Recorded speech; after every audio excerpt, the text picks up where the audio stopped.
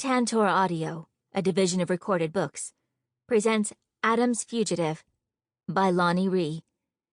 Narrated by Amber O'Rourke and Eric Macarthur. Prologue. Cora. I groan when the bartender sets another drink on the bar in front of me. Knowing this is a bad idea doesn't stop me from picking up the fruity concoction and taking a sip. I'm so going to regret this tomorrow morning. But I'm determined to make the best of our last night in South Padre Island. While most of the partiers are college students, I'm here with a group of friends celebrating our upcoming high school graduation and my last ounce of freedom before I jump into adulthood. Unlike most high school graduates, I don't have the luxury of taking the summer off. Lucky for us, the bouncers aren't concerned with pesky little details like checking IDs.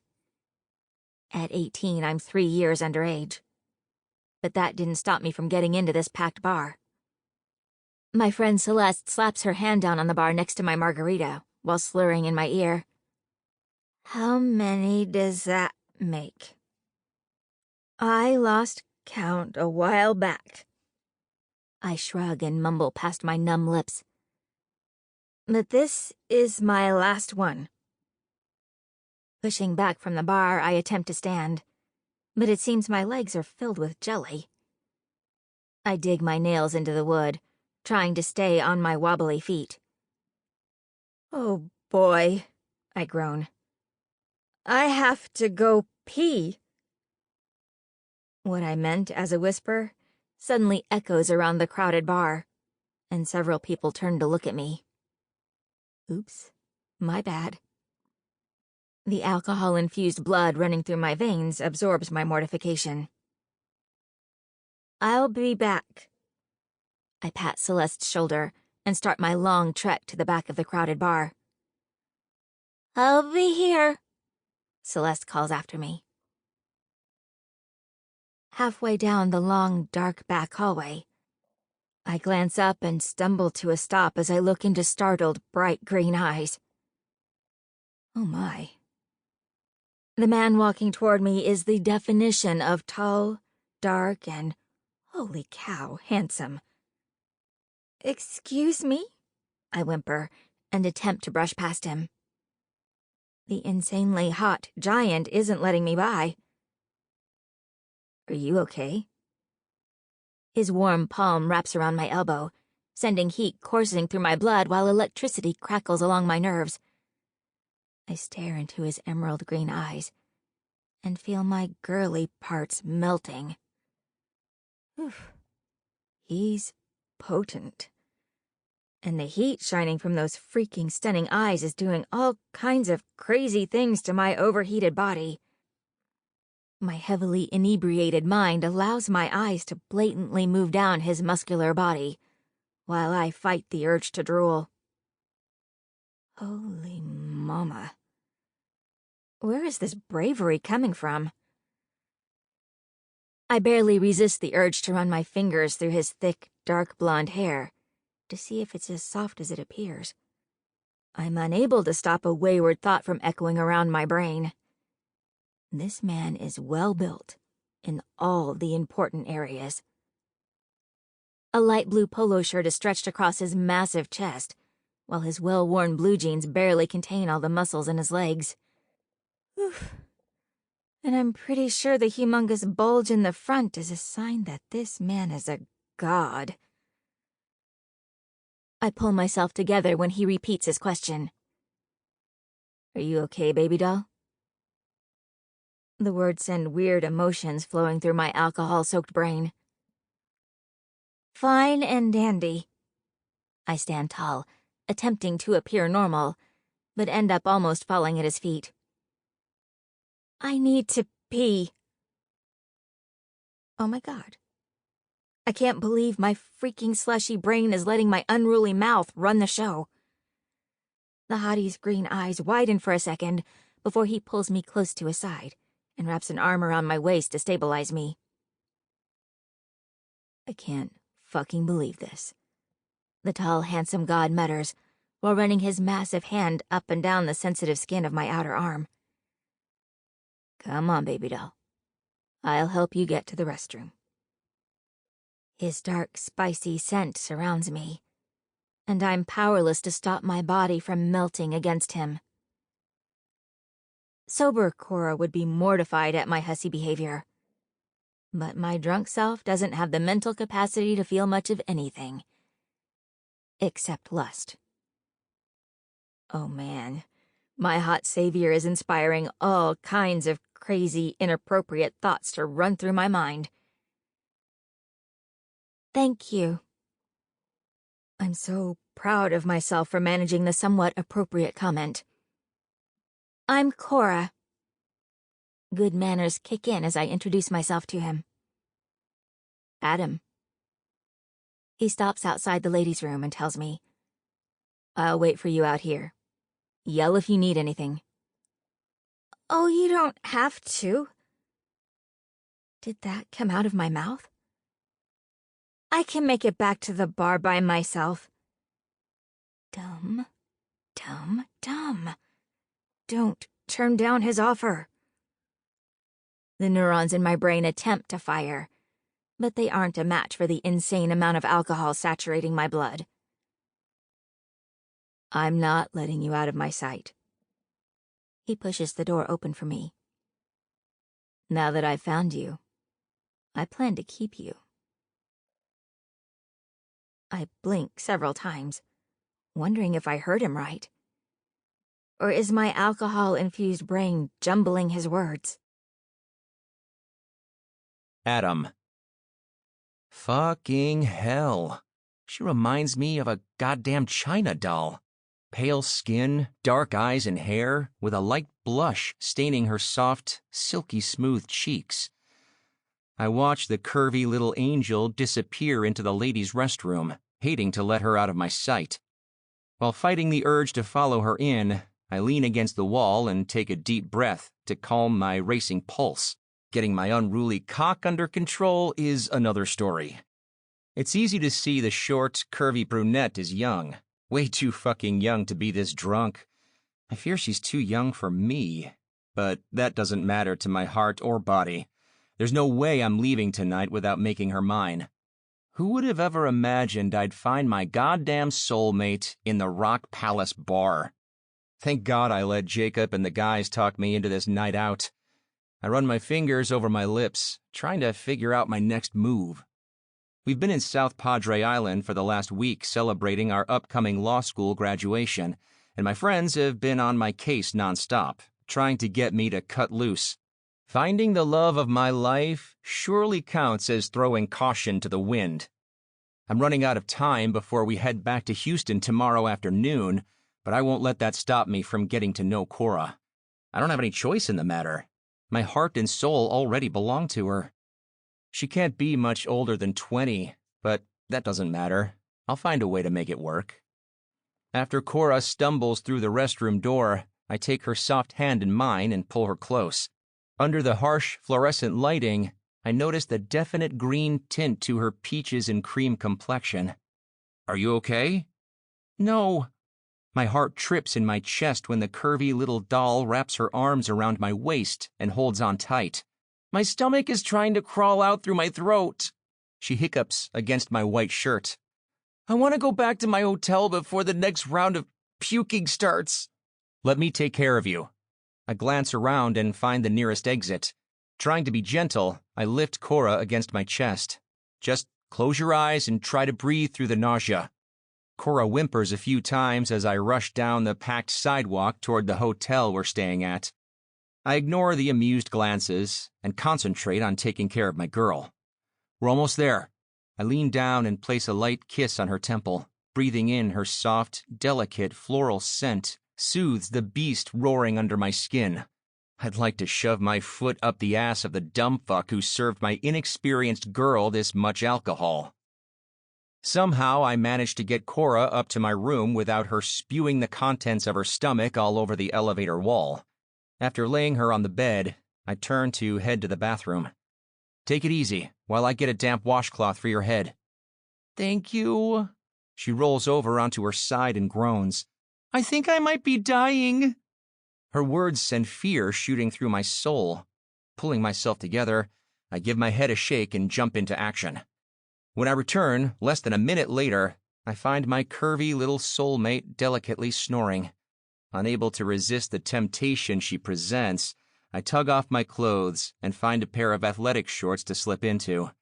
There's no way I want my painfully evident erection to scare her off. Sunlight peeks through the dark drapes, causing my eyes to pop open as the recent events fill my mind. My nose picks up the scent of roses, and I smile a little as I pull Cora closer. After a while, I realize my sleeping beauty isn't going to be waking up anytime soon. I silently drag my ass out of bed and head for the bathroom to shower and shave before I spend the day wooing my girl. My plans for the day come to a screeching halt when I walk out of the bathroom to find an empty fucking room. Just to be sure, my dumbass looks under the bed and on the back balcony before I finally admit Cora ditched me. The entire ride back to Houston, I tell myself I got lucky and avoided a mess. Surely the curvy little doll wasn't as perfect as my slightly inebriated mind made her out to be. By graduation week, I'm forced to admit that I've made the biggest mistake of my life. Instead of heading home, I should have torn South Padre Island apart looking for my soulmate. Now, I'm left with nothing but a few memories and regret. Chapter 1. Cora. 7 years later. The phone rings, and I glance down to see my best friend's face flash across the screen. Hello, I answer, already knowing why she's calling. I don't think you should take Aunt Ophelia to Houston for a shopping day alone, Scarlett tells me. You know my aunt tends to find trouble wherever she goes. Boy, is that an understatement. Aunt Ophelia is known as the master of chaos in this small Texas town. Don't worry. I cross my fingers behind my back as I lie to my best friend. I know how to keep your aunt under control. What a joke. No one can keep her in line. Most won't even try. Everyone in Silver Spoon Falls knows that Trouble is Auntie O's middle name. There's no doubt in my mind I'm going to have a hard time keeping the 82-year-old Spitfire out of trouble. It will all be fine, I attempt to reassure my friend. We'll hit the malls and be back by Sunday night. Scarlett sighs over the phone. If you say so. I have a bad feeling about this. I glance over at Auntie O and cringe. How in the world did I allow her to convince me to take part in this nutty adventure? I met Scarlett and Aunt Ophelia soon after I moved to Silver Spoon Falls. The first time the elderly woman came in for her dialysis treatment, she bowled me over with her quick wit and tendency to create chaos in her path. No one in the small Texas town had been spared her wrath, and her exploits are legendary. Scarlett, her lovely niece, moved to town shortly after me, and we immediately bonded over our love of dirty books. In a short amount of time, they've become the family I never had, and Aunt Ophelia even insists I call her Auntie O. In her own words, us rebels need to stick together. It can be our call signs. You call me Auntie O, and I'll call you Little Spring. It's the perfect name for you. She went on to explain. The name Cora refers to Persephone, the goddess of spring. And you are the absolute definition of spring. Warm, beautiful, and a joy to behold. My heart melted at her kind words, and the elderly woman and her niece became my family in that instant. I glanced down at my hand handcuffed to the rusty iron fence and winced. Pretty sure Auntie O has gotten us into more than a tiny bit of trouble this time. We're currently handcuffed together to the front gates of the old Livingston Library, waiting to be arrested and thrown in jail, while several news crews tape the entire hullabaloo. I didn't know we'd be the only ones protesting, I hiss out the side of my mouth. It only takes one person to get a point across, Auntie O huffs before patting my hand. Don't worry, dearie. We have them right where we want them. I wish I possessed her positive attitude. Are you sure we're doing the right thing? I ask, hoping she agrees to rethink our plan. I know it's freaking late in the game to change strategy, but I'm desperate. I won't back down from this fight. She points her cane at the nearest policeman. We aren't leaving until you listen to our demands. Her words echo around us and reach the policemen and news crews. The officer takes a deep breath before informing us. You have 60 seconds to remove yourselves from the premises, or we will be forced to arrest you both for trespassing. Maybe we should listen to him, I whisper to my elderly partner in crime. Don't worry, dearie. Auntie O smiles and pats my arm. I've been protesting for years and nothing bad has ever happened. Famous last words.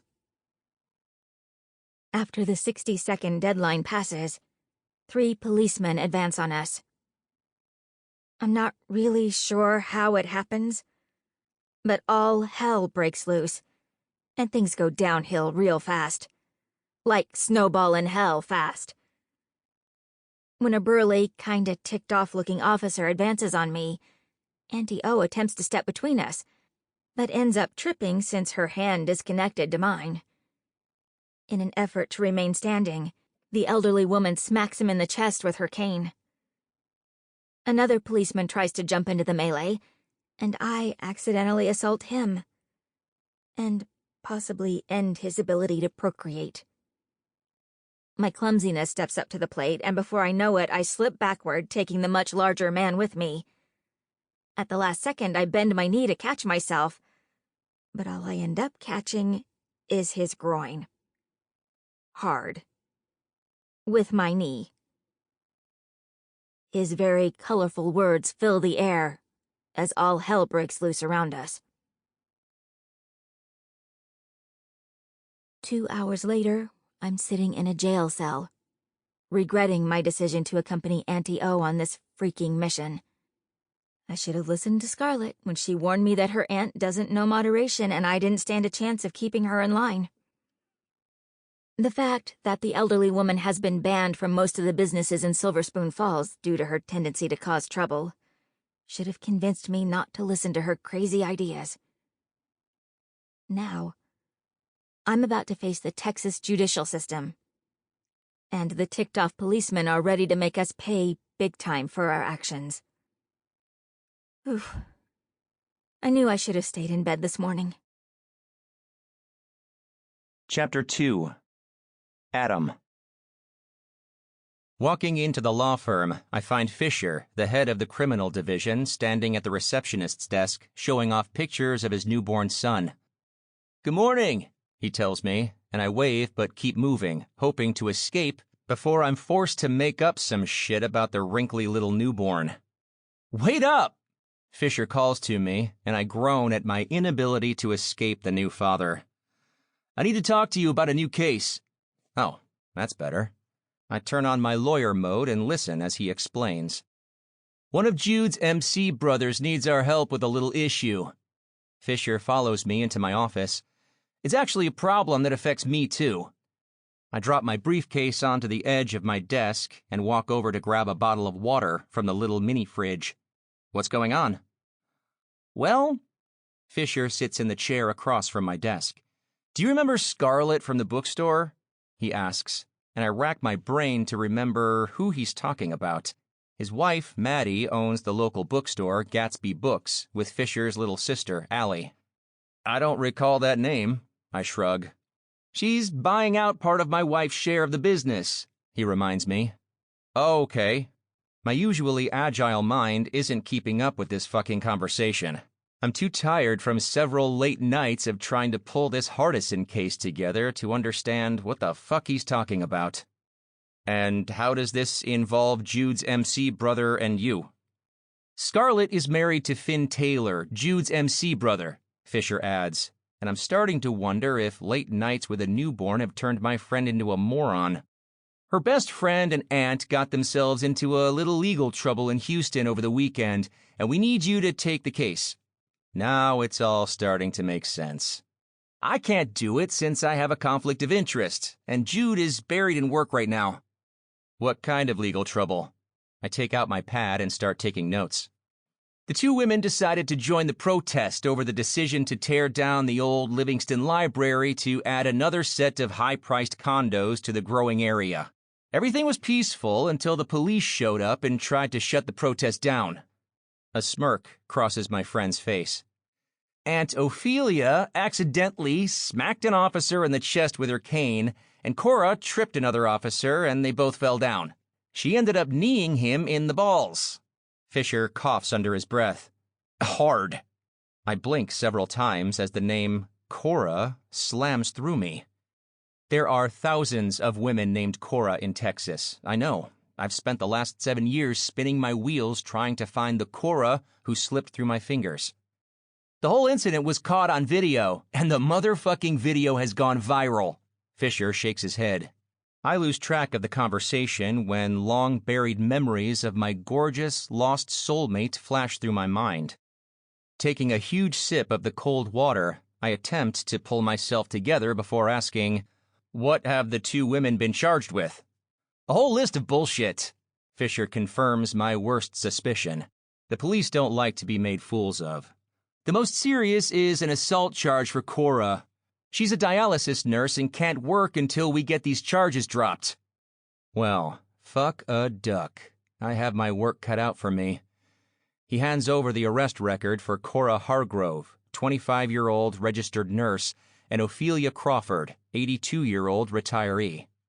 Do you have a copy of the video? Forgetting about everything else, I jump into work mode. Then Fisher hands me his phone, and one glance at the screen turns my world upside down and sideways. The video isn't great, but one look causes my heart to pound as I wonder if I'm seeing things. When the beautiful woman screeches her apology, her familiar voice cuts through my soul. The knowledge that the curvy brunette is my Cora tears through me like a tornado, followed quickly by the realization that I'm going to get my chance to win over my girl. My cock wakes the fuck up and joins the party. That asshole has been in cold storage since my girl ran out on me all those years ago. Now it's ready to tear through the front of my pants. Perfect timing. I'm sporting an award-winning boner while having a business meeting with Fisher. I change positions, hoping to relieve some of the pressure. After I get the district attorney to drop their charges, I plan to spank her ass red for all the pain I've experienced since she ran out on me so many years ago. Little Miss Cora Hargrove has 7 years, 3 months, and 14 days of suffering to make up for. I somehow manage to act like everything is normal, but I don't think my performance convinces my friend and business associate. "Are you okay?" He sits back and stares at me. Pulling my head out of my ass, I hand him back his phone. "Great. I'll call Roman Laurent, the DA in Harris County, and see if I can find out how they plan to handle this situation. Roman and I went to law school together, and I already owe him quite a few favors. What's one more? Hopefully I can get him to drop these bogus charges against my girl without too much trouble. Have they been bailed out?" "Yes, Scarlett and Finn bailed them out Sunday morning," Fisher confirms. "Can you arrange for me to meet with Cora and Ophelia so I can get their sides of the story? Then we can decide how we're going to respond." "I'll give Finn Taylor a call and arrange it." Fisher stands and heads for the door. He reaches for the doorknob, then turns back. "Have you been drinking the water in town?" Fucking hell, not this shit again. Everywhere I turn, I hear talk of the infamous Silver Spoon Falls water. There's a rumor going around that the water in town is responsible for the unusual love-at-first-sight phenomenon happening lately. I never touch this stuff. I hold up my bottle of purified water. It wouldn't have any effect on me anyway, I add under my breath. My love at first sight happened years before I moved here and has nothing to do with the crazy town water. Fisher shakes his head and walks out. For the next several minutes, I sit back and force myself to think about this situation calmly. Who the fuck am I kidding? All I can think about is making Cora mine. Forever. After a while, I pull my head out of my ass and dial Roman Laurent's number. "Laurent," he answers on the first ring. "It's Adam Carlin." I take a deep breath and pull my thoughts together.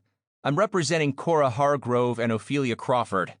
I hear Roman typing on the other end of the line. "Before you go any further," he interrupts me, "I'm not handling those cases. They've been assigned to Assistant DA Thomas." I know. Like I wouldn't have already checked this shit out. "But I thought you might be able to help me." He sighs on the line. "I'm up to my eyeballs in alligators right now, but this is a minor offense. You can plea bargain it down. Just call ADA Lewis Thomas." "I need the charges completely dropped." I cut to the chase. "Cora Hargrove is a registered nurse, and she'll lose her work license if the women aren't completely exonerated." "Well, the young lady should have considered that before she broke the law," he returns. "Look, Roman and I have been friends since high school. It's time to forget the professional bullshit we've been spewing back and forth and level with my friend. Remember the graduation trip to South Padre? What in the fuck does that have to do with this case?" Impatience colors his voice. "She's the one," I tell him, picturing his reaction. A week after our law school graduation, I got hammered and spilled my guts to Roman. My level-headed friend jumped into action and sobered me the fuck up. Then we both used all our resources to find my missing soulmate. After 6 months of searching, I was forced to admit that we would never find this needle in the big world haystack. By that time, I'd learned to hide my devastation from my friend, but my heart really never gave up the search. "Motherfucking A. How did you find her?" he asks, and I hear the shock in his voice. "Pure fucking luck." I explain how my law associate and head partner are involved. "Wow. You need to go out and buy a goddamn lottery ticket, my man." Roman gives a little laugh. "The odds of that happening are right up there with winning the lottery." "It's why I need you to help me out. I'm not above begging to get my girl off the hook. If you watch the video, you'll see that it's clear the police were more at fault than the two women. You and I both know it's a waste of taxpayer money to prosecute this. The whole purpose of this case is to assuage law enforcement's fragile ego." "Let me see what I can do." Roman sighs. "I'm not making any promises, but I'll get a copy of the video and take it from there." "Thanks." I sit back in my chair and stare at the ceiling. "I owe you one." "You fucking owe me way too many to count. We'll add this to the list." A while later, Fisher texts me the time and place he set up the meeting with my soulmate. First, I'll get this business out of the way, and then I'll get to work making her mine, forever. Now, I just have to survive the next few hours waiting to see her again. Chapter 3. Cora. My phone rings, and I see Scarlett's smiling face flash across the screen. "Good morning," she tells me when I answer. "What's so good about it?" The current situation has dampened my normally sunny mood considerably. I'm about to be freaking unemployed after working my rear end off for 4 years to earn my nursing degree. All because I'm a softie who can't say no to an elderly hellion. Who am I kidding? I love taking part in anti-O schemes. This one just got a little out of hand. "Finn has friends working on your case." Scarlett sighs. "It really is going to be all right." In my heart, I'm trying to stay positive.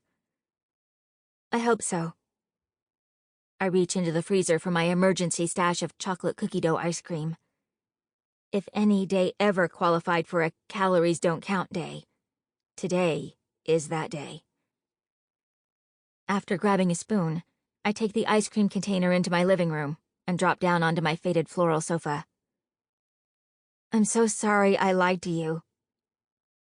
I sigh as the cool concoction hits my tongue, soothing my frazzled nerves. Slinky and Yo-Yo. Sample complete. Ready to continue?